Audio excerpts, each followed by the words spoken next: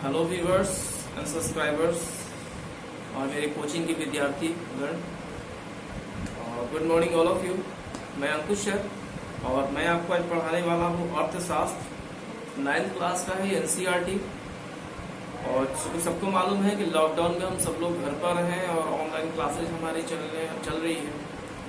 तो जो विद्यार्थी घर पे बैठे हुए हैं, जिन्हें अपने एनसीईआरटी बुक से प्रॉब्लम हो रहा है अपने क्वेश्चन आंसर करने में या फेयर करने में, अपनी परीक्षा की तैयारी करने में, वो इस वीडियो देखकर अपना फेयर कंप्लीट कर सकते हैं, सीख सकते हैं। तो मैं बहुत कम समय लेते हुए मैं क्लास शुरू करने जा रहा हूँ और आपका पहला जो चैप्टर है अर्थशास्त्र, अभी कह दो 9th क्लास ये है और ये अर्थशास्त्र है, इकोनॉमिक्स। और चैप्टर का नाम है बिहार के एक गाँव की कहानी। आप समझ सकते हैं, अगर आपके पास एनसीईआरटी का बुक है तो सही है, नहीं है तो सो प्लीज आप अपने फेयर कॉपी जो आप फेयर करने जा रहे हैं उस कॉपी के ऊपर आप लिख दीजिए 9th क्लास एनसीईआरटी। और ये जो मैं बताने वाला हूँ ये ऑब्जेक्टिव नहीं है, फिल इन द ब्लैंक्स नहीं है, ट्रू फॉल्स नहीं है, मैच द कॉलम नहीं है, ये सिर्फ आपका लघु और दीर्घ है। मैं fill in the blanks, objective, true false जितने सारे हैं मैं उसके लिए भी अलग से वीडियो बनाऊंगा। लेकिन आज जो बताने वाला हूँ ये पूरा एक वन पार्ट जो आपका है, वन एक्सरसाइज जो है मैं पूरा उसे कंप्लीट करने वाला हूँ, वो लघु का हो या दीर्घ का हो। तो जो भी स्टूडेंट्स मेरे इस वीडियो को देख रहे हैं, जो मेरे कोचिंग के हैं या जो भी अन्य जो इस व्यूअर्स हैं, यूट्यूबर्स हैं, आप मेरे इस वीडियो को देखकर अपना फेयर करें और परीक्षा की तैयारी करें। और अगर मेरा ये वीडियो अच्छा लगे तो आप शेयर भी करें, लाइक भी करें, सब्सक्राइब भी करें, ताकि मैं प्रतिदिन नया वीडियो लेकर आऊँगा, प्रतिदिन हर सब्जेक्ट को लेकर आऊँगा, ताकि आप उसे लिख सकें, तैयारी कर सकें। तो मैं बहुत कम समय लेते हुए शुरू करने जा रहा हूँ। सभी विद्यार्थी जो भी हैं यहाँ पे, आप फेयर कॉपी निकाल लें अपना और ऊपर हेडिंग दे दें अर्थशास्त्र 9th क्लास एनसीईआरटी बुक और पाठ का नाम है बिहार के एक गांव की कहानी। और चलते हैं हम लोग। आपका पहला जो प्रश्न है लघुतरीय प्रश्न है और ये प्रश्न पहला जो है वो लिखिए। प्रश्न है कि उत्पादन से आप क्या समझते हैं। प्रश्न क्या है, उत्पादन से आप क्या समझते हैं। तो आपका मैं उत्तर बोल रहा हूँ। इस प्रश्न का उत्तर है मनुष्य अपने आर्थिक प्रयास से प्रकृति प्रदत्त वस्तुओं की उपयोगिता में वृद्धि करता है, अर्थात जिससे किसी वस्तु में उपयोगिता बढ़ जाए उसे उत्पादन कहते हैं। क्वेश्चन नंबर 2, उत्पादन तथा उपभोग में अंतर कीजिए। फिर कह दो प्रश्न नंबर 2 है। प्रश्न है उत्पादन तथा उपभोग में अंतर कीजिए। इसका उत्तर है मनुष्य अपने आर्थिक प्रयास से प्रकृति प्रदत्त वस्तुओं की उपयोगिता में वृद्धि करता है, उसे उत्पादन कहते हैं। आप इसके बाद fill in the blank change कर सकते हैं, क्योंकि दो अंतर की बातें की जा रही हैं। वही उपभोग से मानवीय आवश्यकताएं, फिल द ब्लैंक चेंज करके लिखिएगा, वहीं उपभोग से मानवीय आवश्यकताएं संतुष्ट होती हैं। क्वेश्चन नंबर 3 लघु का ही प्रश्न है उत्पादन के विभिन्न साधन कौन कौन से हैं। प्रश्न क्या है, उत्पादन के विभिन्न साधन कौन कौन से हैं। उत्तर लिखिए, उत्पादन के विभिन्न साधन निम्न हैं। पहला है भूमि, दूसरा है श्रम, तीसरा है पूंजी, चौथा है व्यवस्था या संगठन और पांचवा है उद्यम या साहस। क्वेश्चन नंबर 4, फतेहपुर गांव के लोगों का मुख्य पेशा क्या है। प्रश्न क्या है, फतेहपुर गांव के लोगों का मुख्य पेशा क्या है। आप इसका उत्तर लिखें। फतेहपुर गांव के लोगों का मुख्य पेशा कृषि है। क्या लिखिएगा, फतेहपुर गांव के लोगों का मुख्य पेशा कृषि है और वे कृषि के साथ ही पशुपालन, मुर्गी पालन, डेयरी आदि कृषि के ही जो अंग है वो भी करते हैं। क्वेश्चन नंबर 5, भूमि तथा पूंजी में अंतर बताएं। प्रश्न नंबर 5, भूमि तथा पूंजी में अंतर बताएं। उत्तर है भूमि से तात्पर्य है भूमि के साथ ही प्रकृति प्रदत्त सभी वस्तुएं। हमने क्या लिखवाया? भूमि से तात्पर्य है भूमि के साथ ही प्रकृति प्रदत्त सभी वस्तुएं जिन्हें प्रकृति ने हमें दिया है, जिन्हें प्रकृति ने हमें दिया है। आप यहां से ब्लैंक पैराग्राफ चेंज कर सकते हैं। वहीं पूंजी धन के उस भाग को कहते हैं जिसका और उत्पादन में वृद्धि या उपयोग किया जा सके। तो ये हमारे सामने लघुतरी जो प्रश्न है वो कंप्लीट हो चुका है। अब चलते हैं पहला ही पार्ट का दीर्घोत्तरीय प्रश्न। तो पहला जो प्रश्न है व्यूअर्स, आप उसको ध्यान दें। प्रश्न है कि उत्पादन की परिभाषा दीजिए, उत्पादन के कौन कौन से साधन हैं उनकी व्याख्या भी कीजिए। आप इसका उत्तर लिखिए। मनुष्य अपने आर्थिक प्रयास से प्रकृति प्रदत्त वस्तुओं की उपयोगिता में वृद्धि करता है, उसके इसी प्रक्रम को उत्पादन कहते हैं। मैं फिर से एक बार रिपीट कर दूं। मनुष्य अपने आर्थिक प्रयास से प्रकृति प्रदत्त वस्तुओं की उपयोगिता में वृद्धि करता है, उसे इसी प्रक्रम को उत्पादन कहते हैं। अब चूंकि इसने प्रश्न दिया था कि उत्पादन के कौन कौन से साधन हैं, तो यहां से आप पैराग्राफ चेंज कर दें और लिखें उत्पादन के 5 साधन हैं। पहला है भूमि, दूसरा है श्रम, तीसरा है पूंजी, चौथा है व्यवस्था या संगठन और 5वां है उद्यम या साहस। और चूंकि प्रश्न में दे रखा है कि सभी की व्याख्या करें, यानी सभी के बारे में, चाहे वो 5 जो साधन हैं उन सभी साधनों के बारे में व्याख्या करें, तो मैं व्याख्या कर दूं। आप लाइन चेंज करके फर्स्ट भूमि लिख के तीर का चिन्ह दो और लिखिए उत्पादन के लिए भूमि प्राथमिक आवश्यकता है। भूमि के बिना किसी प्रकार का उत्पादन हो ही नहीं सकता।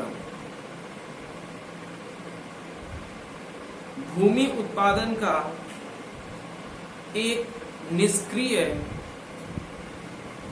तथा स्थिर साधन है। हो गया। पॉइंट नंबर 2 दीजिए। मैंने दूसरा लिखवाया था श्रम। समझ सकते हैं श्रम, मेहनत। श्रम लिखिए, दो का चिन्ह दीजिए। देखिए, श्रम उत्पादन का एक सक्रिय साधन है। भूमि की तरह श्रम के बिना भी कोई उत्पादन नहीं हो सकता। श्रम 2 प्रकार के होते हैं, ये लिखिएगा। श्रम 2 प्रकार के होते हैं। पहला लिखिए क, लाइन चेंज करने की जरूरत नहीं है, उसी लाइन में लिखिएगा शारीरिक श्रम। और फिर नेक्स्ट आगे बढ़कर उसी में लिखिए, उसी लाइन में ख ब्रैकेट में कर दीजिएगा मानसिक श्रम। समझ सकते हैं आप? जो शरीर से काम की जाए, जैसे कि एक रिक्शा वाला, एक ठेला वाला, एक मिट्टी ईटा बालू उठाने वाला मजदूर, वो सिर्फ शारीरिक मेहनत करता है। जबकि एक सॉफ्टवेयर इंजीनियर, एक गुड पॉलिटिशियन या एक वेल एजुकेटेड पर्सन अपनी मानसिकता के द्वारा मेहनत करता है। प्रश्न नंबर 3, प्रश्न नंबर नहीं माने पॉइंट 3 नंबर जो मैंने पॉइंट आपको बोला था वो है हमारा पूंजी। मनुष्य द्वारा उत्पादित धन के उस भाग को पूंजी कहते हैं जिसका उपयोग और अधिक धन के उत्पादन के लिए किया जाता है। मैं फिर से रिमाइंड कर दूंगा, पूंजी लिख के एरो का साइन चिन्ह दे दें और लिखे मनुष्य द्वारा उत्पादित धन के उस भाग को पूंजी कहते हैं जिसका उपयोग और अधिक धन के उत्पादन के लिए किया जाता है। हो गया। पॉइंट नंबर 4, व्यवस्था या संगठन लिख के एरो का साइन देते हैं। देखिए भूमि कमा दे, पहले तो आप लिखेंगे 4 नंबर पॉइंट में व्यवस्था या संगठन लिख के एरो का साइन दे दीजिए और लिखिए भूमि कमा दे श्रम और पूंजी जैसे उत्पादन के साधनों को एकत्र कर जो उत्पादन कार्य कराता है उसे व्यवस्था या संगठन कहते हैं। और लास्ट पॉइंट 5 नंबर, उद्यम या साहस लिखकर तीर का चिन्ह दे दें। लिखिए उत्पादन के लिए उद्यम या साहस का रहना अनिवार्य है। उत्पादन तो लाभ के लिए किया जाता है, लेकिन कभी कभी नुकसान भी होता है। इसी नुकसान या घाटे के लिए जो तैयार रहता है उसे उद्यमी या साहसी कहते हैं। तो ये आपका दीर्घ का पहला जो था वो कंप्लीट हो गया। अब चलते दीर्घ उत्तरीय में क्वेश्चन नंबर 2। मैं भी दीर्घ उत्तरीय में क्वेश्चन नंबर 2। क्वेश्चन नंबर 2 दे रखा है, उत्पादन के साधनों में, प्रश्न फिर से सुन लें आप लोग, उत्पादन के साधनों में संगठन एवं साहसी की भूमिका का वर्णन कीजिए। उत्पादन के साधनों में संगठन एवं साहसी की भूमिका का वर्णन कीजिए। उत्तर लिखें, उत्पादन के साधनों में संगठन एवं साहसी की भूमिका निम्नांकित है। हो गया। आप पैराग्राफ चेंज कर सकते हैं या मैं कहूंगा कि लाइन ही आप चेंज कर दें और शुरू से लिखें, क्योंकि इसमें दे रखा है संगठन और साहसी की भूमिका का वर्णन की बातें की जा रही है, तो मैं थोड़ा सा इसको अलग अलग डिफाइन कर दूं।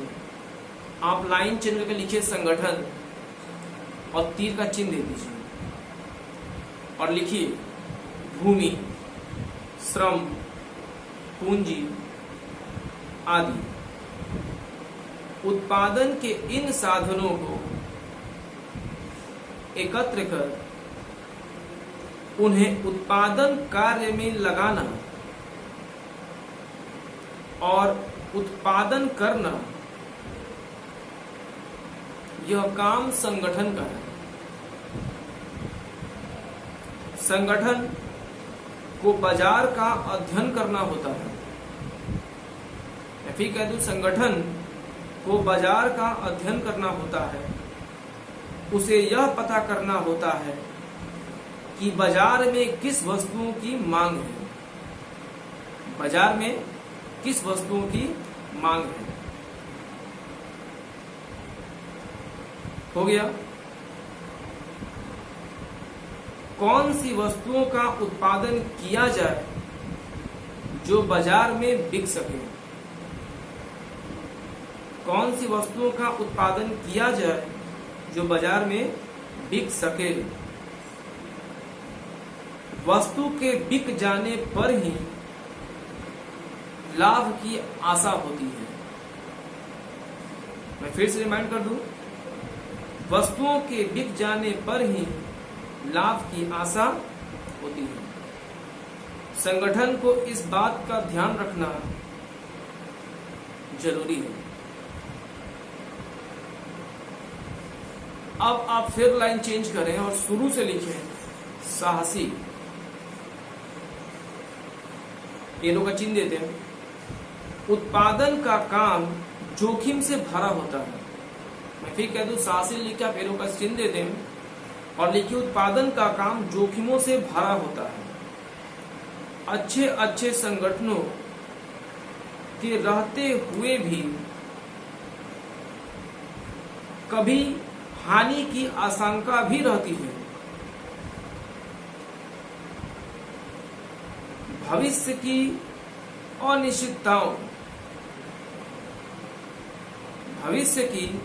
अनिश्चितताओं का सामना करने के लिए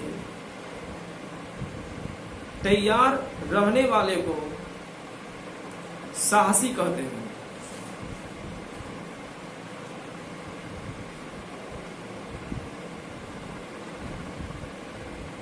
हो गया। आज की प्रतियोगिता से भरी बाजार इन सभी बातों पर गौर करती है। वैसे साहसी लाभ के लिए ही साहस करता है। मैं फिर कह दूं, वैसे साहसी लाभ के लिए ही साहस करता है, लेकिन उसे हानि भी हो सकती है।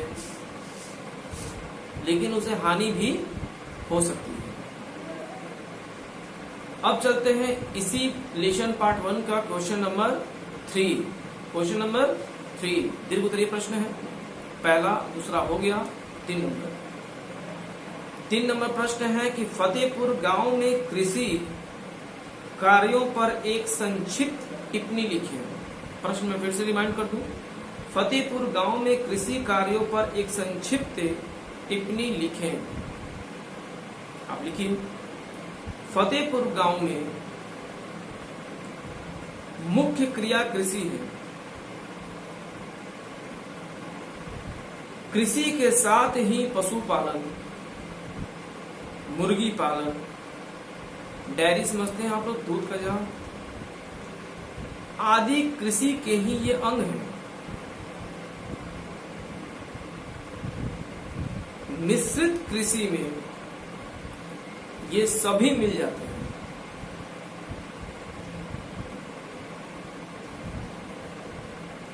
इन संसाधनों में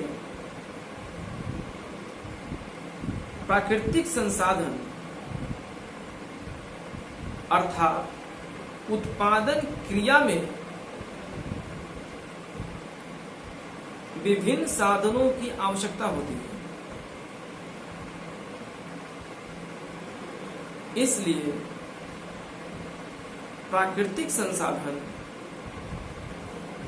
मानव निर्मित वस्तुएं, मानव प्रयास और मुद्रा सभी सम्मिलित हैं। पैराग्राफ यहां से आप चेंज कर सकते हैं।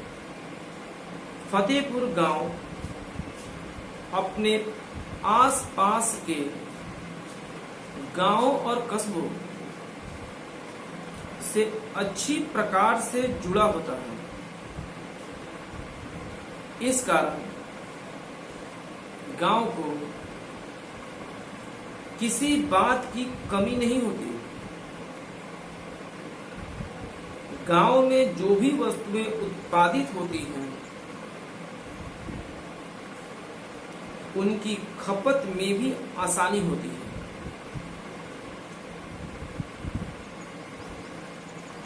और उनकी पूर्ति आसपास के गांव कर देते हैं। कस्बों से भी सहयोग मिल जाता है।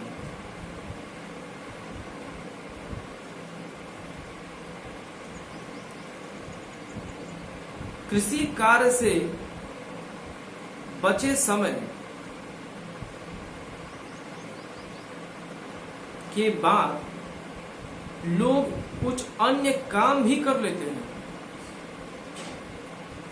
जो उनका आय का अर्जन है।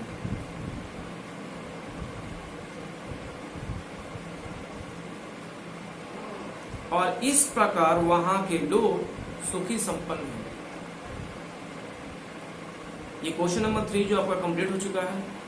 दीर्घ उत्तरीय प्रश्न 4 ये लास्ट है और आप इसे अच्छे से इसे भी नोट कर लें। प्रश्न है कि मझोले एवं बड़े किसान, मैं फिर रिमाइंड कर दूं, दीर्घ उत्तरीय प्रश्न नंबर 4। प्रश्न है मझोले एवं बड़े किसान कृषि से कैसे पूंजी प्राप्त करते हैं, वे छोटे किसानों से कैसे भिन्न हैं। इसका आंसर लिखिए। मझोले किसान जहां कठिनाई से कृषि कार्य करते हैं, वहीं बड़े किसानों को कोई कठिनाई नहीं होती। मझोले किसान जो कम भूमि के मालिक होते हैं, अपने श्रम और बुद्धि का उपयोग कर कृषि कार्य करते हैं और कुछ कठिनाइयों से ही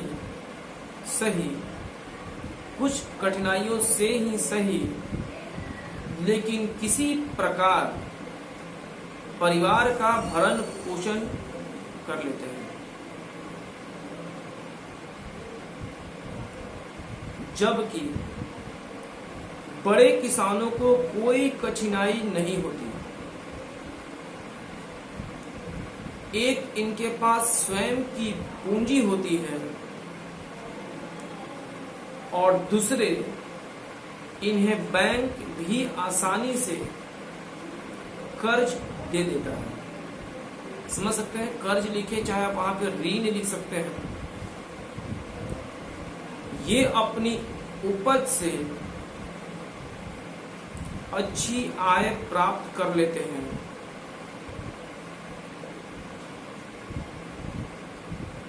ये अनाज का भंडारण करते हैं और जब बाजार भाव महंगा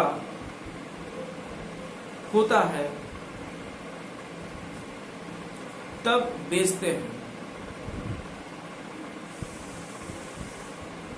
इनके पास कृषि में अधिकतर अच्छे यंत्रों का उपयोग होता है।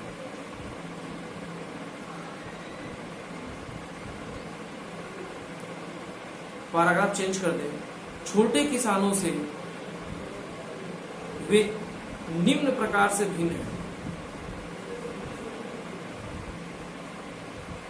फलतः छोटे किसानों को दुखों से भी कभी छुटकारा नहीं मिलता। तो इस प्रकार जो भी हमारे व्यूअर्स हैं, यूट्यूबर्स हैं, मैंने आज आपको इकोनॉमिक्स अर्थशास्त्र एनसीईआरटी का 9th क्लास का मैंने पार्ट 1 का सारा प्रश्न आपको लिखवा दिया है। आप इस वीडियो के माध्यम से अपना फेयर कर लें, एग्जाम का तैयारी कर लें। और मैं फिर कहता हूं, अगर मेरा वीडियो आपको अच्छा लगे, जिन लोगों ने फेयर कर लिया है, मेरे वीडियो को लाइक करें, सब्सक्राइब करें, कमेंट्स करें और शेयर जरूर करें ताकि सभी विद्यार्थी इसे सीखें, सभी विद्यार्थी अपना फेयर करें। क्योंकि लॉकडाउन में सभी हम लोग लॉक हैं, घर पर हैं और सरकार ने हम लोग को ऑनलाइन क्लास लाने के लिए बोल रखी है। इसलिए हमने सोचा क्यों ना विद्यार्थियों को ऑनलाइन क्लास दी जाए। यूट्यूब पे तो सारे क्लासेस मिल जाते हैं, लेकिन मैंने सोचा क्यों ना आपको मैं ऑनलाइन अदरवाइज सब्जेक्ट जैसे कि साइंस हुआ, एसएसटी हुआ, मैं आपको उपलब्ध करा दूं। इस प्रकार आप इसे देखें, सीखें और आगे बढ़ें। धन्यवाद।